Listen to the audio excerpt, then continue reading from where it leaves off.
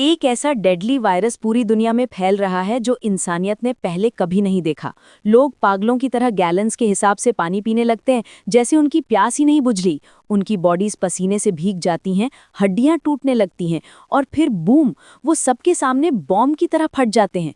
ये हर जगह हो रहा है, fashion shows, cafe, city streets, और किसी को वजह नहीं पता। दो डिटेक्टिव्स जॉर्डन और कूपर को उनके करियर का सबसे अजीबोगरीब केस मिलता है। सीसीटीवी फुटेज में लोग लिटरली एक्सप्लोजिव्स की तरह फटते हुए दिखते हैं। मिलिट्री भी इन्वॉल्व्ड है और बॉडीज इतनी गर्म है कि उन्हें छू भी नहीं सकते। और खौफनाक बात यह है कि हर विक्टिम में एक चीज कॉमन थी। सबने मरने से ठीक पहले प्लास्टिक सर्जरी करवाई थी। लेकिन ये सिर्फ वायरस नहीं है, इसके पीछे एक कंपनी है, सीक्रेट एक्सपेरिमेंट्स है और इल्लीगल ब्यूटी ट्रीटमेंट्स हैं जो रातों रात खूबसूरत बनाने का वादा करते हैं। साथ ही एक चोरी किया हुआ सिरम है जो लोगों को कुछ और ही बना रहा है, कुछ यंगर, कुछ डेडलियर। जैसे जैसे लाशें गिरती जा रही है और इन्फेक्शन फैल रहा है, कूपर और जॉर्डन एक ऐसी कंस्पिरेसी खोलने वाले हैं जो उनकी सोच से भी गहरी है। वेलकम टू 2026 की बेस्ट साईफाई सीरीज। और मानो मेरी बात, आप आने वाले तूफान के लिए तैयार नहीं हैं। कहानी शुरू होती है एक फैशन इवेंट से, जहां मॉडल्स रैंप वॉक कर रही हैं और फोटोग्राफर्स पिक्स ले रहे हैं। अचानक एक मॉडल आउट ऑफ कंट्रोल हो जाती है और लोगों की तरफ भागती है। वो पानी की बोतल छीनती है और गुटकना शुरू कर देती है, लेकिन उसकी प्यास ही नहीं बुझती। वो बाहर भागती है, किसी की बाइक हाईजैक करती है और स्पीड में निकल जाती है। हाईवे पे उसका बुरा एक्सीडेंट होता है, हड्डियां वगैरह टूट जाती हैं। इसके बावजूद वो रुकती नहीं। वो जबरदस्ती कॉफी शॉप में घुसती है और पागलों की तरह पानी पीती है।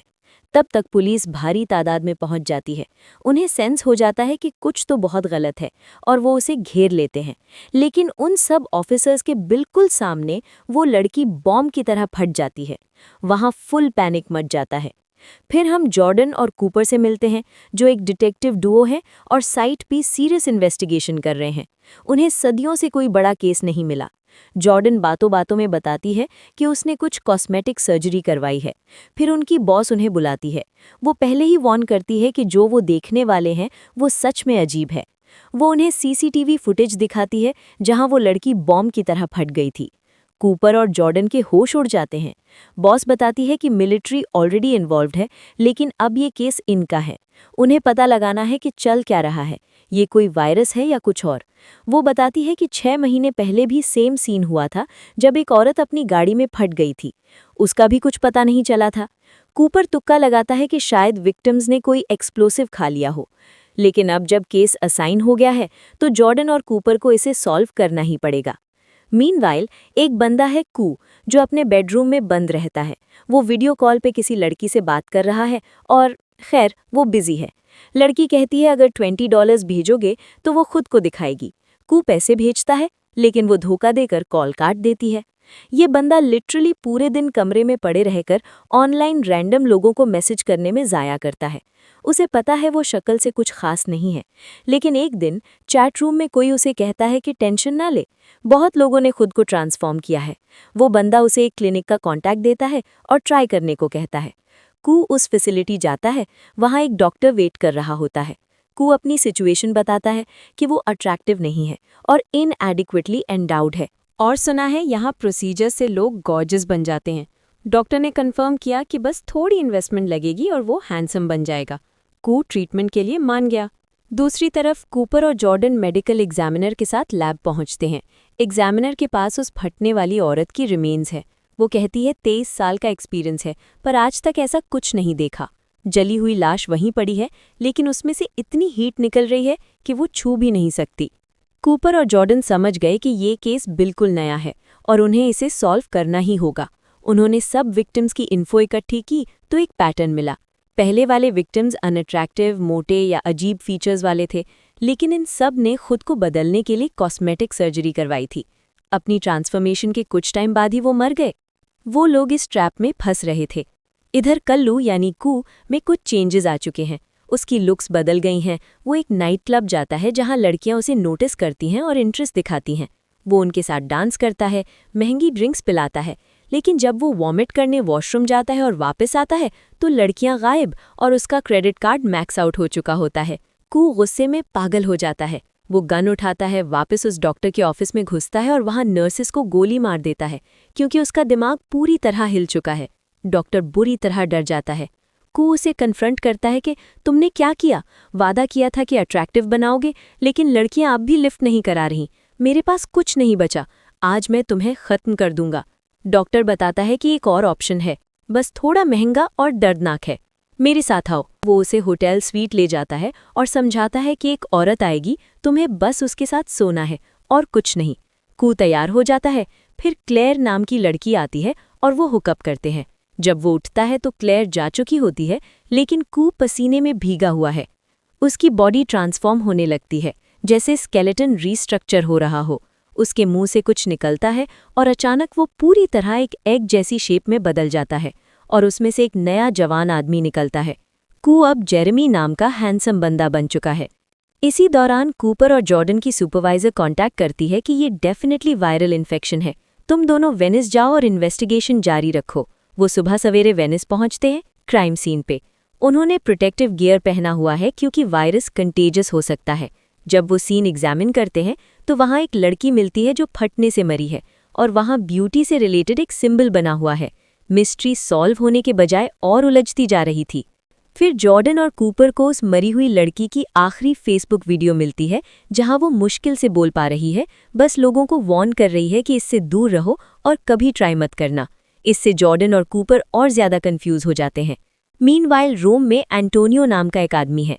एंटोनियो का बॉस बैरन उसे कांटेक्ट करता है कि उस बंदे को मार दो जिसने उसका सिरम और बूस्टर चुराया है। एंटोनियो मान जाता है। वो उस बंदे को ट्रैक करता है और उसकी बॉडी में टॉक्सिन इंजेक्ट कर देता है, जिससे उसके मुंह से झाग निकलने लगती है और वो मर जाता है। मीनवाइल कूपर जॉर्डन को कहता है कि उसे न्यूयॉर्क वापस जाना होगा, तुम यहीं वेनिस में रहो और इन्वेस्टिगेशन जारी रखो। ये कह के कूपर चला जाता है, लेकिन जॉर्डन एक बंदे को बुलाती है, होटल जाती है और उसके साथ हुकअप कर लेती है। इससे पता चलता है कि वो अनफेथफुल है। लेकिन जब कूपर वेनिस से निकल रहा होता है, अचानक दो लोग उस पर हमला कर देते हैं। वो दोनों अटैकर्स से बचने के लिए इधर उधर भागता है, लेकिन वो पीछा नहीं छोड़ते और कूपर पर अटैक करते रहते हैं। कूपर काफ़ी देर तक फाइट करता है और भागने की कोशिश करता है और इवेंचुअली किसी तरह वो दोनों को मार देता है और बच जाता है। दूसरी तरफ अगली सुबह जॉर्डन की आंख खुलती है। वो बंदा गायब है, लेकिन जॉर्डन के फेस पर बुरी तरह पसीना आ रहा है। वो पानी की तरफ भागती है और पागलों की तरह पीने लगती है।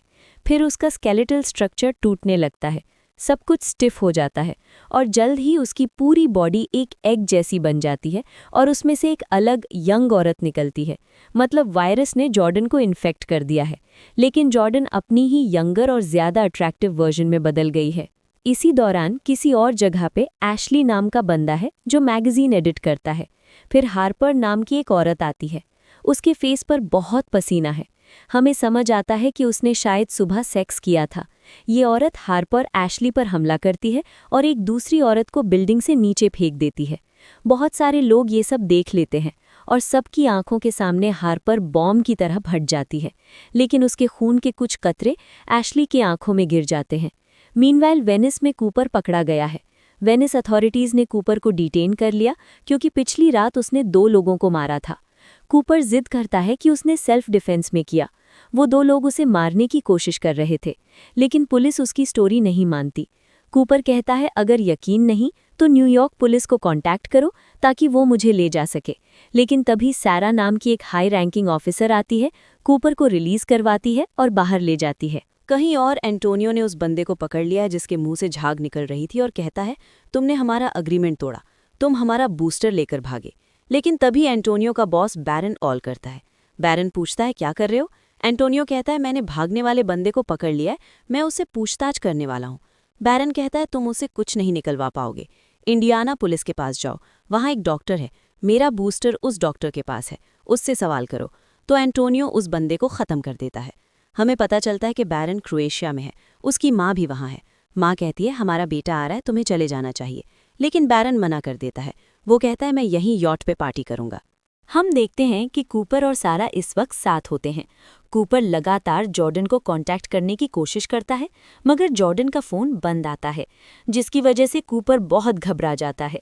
सारा उसे समझाती है कि उन्होंने पूरा होटल अच्छी तरह चेक कर लिया है, वहाँ ना कोई फुटेज मिलती है और ना ही जॉर्डन का कोई निशान नज़र आता है, जबकि उसका सारा सामान वहीं पड़ा होता है। सारा ये भी बताती है कि सेफ्टी के लिए अब वो कूपर का टेस्ट भी करना चाहते हैं, ताकि पता चले कि वो इन्फेक्टेड है या नहीं। और तभी वहाँ हैज़मैट सूट्स में कुछ लोग आते हैं और कूपर को अपने साथ ले जाते हैं। दूसरी तरफ हम एंटोनियो को देखते हैं, जो पुलिस स्टेशन पहुंच जाता है, जहां वो सर्जन मौजूद होता है। एंटोनियो सीधा उस डॉक्टर के सर पर बंदूक रख देता है और गुस्से में पूछता है कि वो बूस्टर कहाँ है, यानी क्लेयर नाम की औरत अभी तक बैरन के पास क्यों नहीं पहुंची। डॉक्टर घबरा कर बताता है कि जेरेमी नाम का एक आदमी आया था जिसने उसे धमकाया था, इसलिए अपनी जान बचाने के लिए उसने क्लेयर को जेरेमी के पास भेज दिया। एंटोनियो डॉक्टर के कंधे पर गोली मार देता है और जेरेमी का पता पूछता है, जिस पर डॉक्टर मजबूरी में जेरेमी को कॉल मिला लेता है। लेकिन जेरेमी इस वक्त मज़े कर रहा होता है और डॉक्टर को कहता है कि वो अभी नहीं आ सकता, इसलिए वो अपनी लोकेशन भेज देता है। ये लोकेशन एंटोनियो को मिल जाती है और वो सीधा जेरेमी के घर पहुंच जाता है, जहां वो शावर ले रहा होता है। वहां दोनों के दरमियान एक खतरनाक लड़ाई शुरू हो जाती है, लेकिन आखिर में एंटोनियो जेरेमी को काबू कर लेता है। एंटोनियो जेरेमी को बताता है कि वो उसे गोली मारने वाला है। तुमने हमारी औरत क्लेयर को चुराया है। जेरेमी कहता है कि उसने किसी को नहीं चुराया, वो औरत अपनी मर्जी से उसके पास आई थी। एंटोनियो कहता है कि तुम्हारे जिंदा रहने का बस एक ही हल है, क्लेयर ने ज़रूर तुम्हें अपना कॉन्टैक्ट दिया होगा, तो उसे कॉल करो और उसकी लोकेशन पूछो ताकि मैं उसे ढूंढ सकूं। तो जेरेमी क्लेयर से राब्ता करता है और कहता है, बेबी कल रात बहुत कमाल थी, क्या मैं तुम्हें दोबारा देख सकता हूँ, क्योंकि मुझे मिलना है, जल्दी आ जाओ। और वो अपनी लोकेशन भेज देती है और एंटोनियो को ये एड्रेस मिल जाता है। एंटोनियो जेरेमी को उस घर में लाता है जहां क्लेयर होती है। वो पूरी जगह खाली होती है, लेकिन फिर अचानक क्लेयर कहीं से निकल आती है और दोनों आदमियों पर हमला कर देती है। ये औरत क्लेयर अब ताकतवर बन चुकी होती है और वो एंटोनियो को मारने ही वाली होती है, लेकिन तभी जेरेमी पीछे से आता है और क्लेयर पर हमला कर देता है। एंटोनियो की जान बचा लेता है, उस औरत को बेहोश कर देता है और इस तरह एंटोनियो की जान बच जाती है। एंटोनियो कहता है, अब मुझे तुम्हें ख़त्म करना होगा, लेकिन वो ऐसा नहीं कर पाता और कहता है, चलो खाना खाते हैं। तो वो दोनों रेस्टोरेंट चले जाते हैं। इसी दौरान कूपर के टेस्ट रिजल्ट्स वापस आ जाते हैं और उसका रिजल्ट नेगेटिव आता है, जिसका मतलब है वो इन्फेक्टेड नहीं है।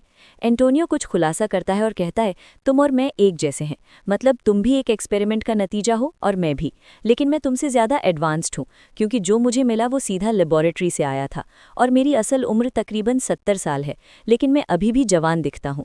हमारी कॉर्पोरेशन ने ये प्रोडक्ट मुनाफा कमाने के लिए बनाया था, लेकिन किसी ने हमारा एक्सपेरिमेंटल वर्जन चुरा लिया और इस वजह से लोग आहिस्ता आहिस्ता मर रहे हैं। इस वक्त तक कूपर एक फैसिलिटी में पहुंच जाता है जहां बहुत से लोग एक कमरे में कैद होते हैं।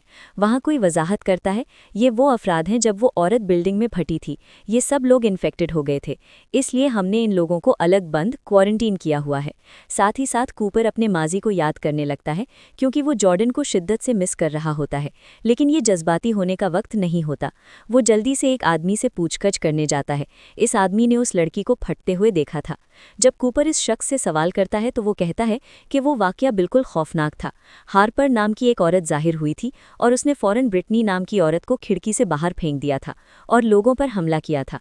ये आदमी ये भी कहता है, मैं हार्पर से प्यार करता था, और ये कहते हुए वो रोता हुआ टूट जाता है, लेकिन वो मेरे पीछे दूसरे लोगों के साथ सो रही थी। कूपर पूछता है, क्या तुमने कभी उसके साथ सेक्स किया था? ये आदमी कई बार हाँ में तस्दीक करता है। कूपर को एहसास हो जाता है कि ये आदमी इन्फेक्टेड है, तो हिफाजती सूट्स में कुछ लोग उसे लेबोरेटरी ले जाने के लिए आते हैं, लेकिन ये आदमी भाग जाता है, मगर पुलिस उसे बचने नहीं देती। तब तक कूपर एक और आदमी मैनी के पास जाता है। ये आदमी मैनी वो होता है जिसकी आंख में खून गिरा था, इसलिए ये भी इन्फेक्टेड होता है। ये आदमी भीख मांगता है, प्लीज़ मुझे यहाँ से रिहा कर दो, और अचानक ये आदमी बदलना शुरू हो जाता है। वो अपनी रस्सियाँ तोड़ देता है, इन लोगों पर हमला करता है और भाग जाता है। कूपर मैनी को पकड़ने के लिए उसका पीछा करता है। मैनी भागता है और खुद को एक लेबोरेटरी में बंद कर लेता है, लेकिन कूपर भी वहां पहुंच जाता है। लेकिन जैसे ही कूपर इस लैब में दाखिल होता है, मैनी पूरी तरह बदल जाता है, एक अंडा बन जाता है और उस अंडे से एक नया शख्स निकलता है जो कूपर पर हमला करता है और इस लेबोरेटरी से भी भाग जाता है। लेकिन कूपर इस शख्स का पीछा इतनी आसानी से नहीं छोड़ता और आखिरकार किसी तरह उसे पकड़ लेता है, मैनी को गिरफ्तार कर लेता है। इसी दौरान रोम में एंटोनियो और जेरेमी साथ होते हैं। एंटोनियो जेरेमी को महंगे सूट्स खरीद कर देता है और समझाता है कि हम जैसे लोग आम लोगों की तरह सेक्स नहीं कर सकते। हम ना तो दूसरे शख्स को किस कर सकते हैं और ना ही अपना बॉडीली फ्लूइड तब्दील कर सकते हैं। फिर जेरेमी एक औरत के साथ सोता ज़रूर है, लेकिन उसे किस करने से परहेज करता है और एंटोनियो बस फासले पर खड़ा सब कुछ देख रहा होता है और जाते वक्त उस औरत को कुछ कैश देता है और कहता है, इस बारे में किसी से जिक्र मत करना। इसी दौरान बैरन अपनी कॉरपोरेशन पहुंच जाता है और अपने तमाम साइंटिस्ट्स को प्रोडक्शन बढ़ाने का कहता है। वर्ल्ड ब्यूटी डे आ रहा है और हम प्रोडक्ट्स तेज़ी से बेचने वाले हैं। फिर साइंटिस्ट जल्दी से बैरन को एक इंजेक्शन लगा देते हैं। बैरन अपने साइंटिस्ट से पूछता है कि जो फॉर्मूला हमने बनाया है, क्या उसका कोई बुरा असर अभी तक सामने आया है? साइंटिस्ट्स इस बारे में खामोश रहते हैं। एंटोनियो भी वहाँ होता है, वो भी अपना बूस्टर ले रहा होता है। इसी दौरान कूपर भी अपने होटल रूम में वापस आ जाता है। उसे लगातार परेशान करने वाले डरावने ख्वाब आ रहे होते हैं, लेकिन फिर उसके दरवाजे पर दस्तक होती है और जब वो इसे खोलता है तो वो वहाँ एक औरत को खड़ा पाता है और ये औरत कोई और नहीं बल्कि जॉर्डन होती है। जॉर्डन का नाम सुनकर कूपर पूरी तरह सदमे में आ जाता है, क्योंकि जॉर्डन पूरी तरह बदल चुकी होती है।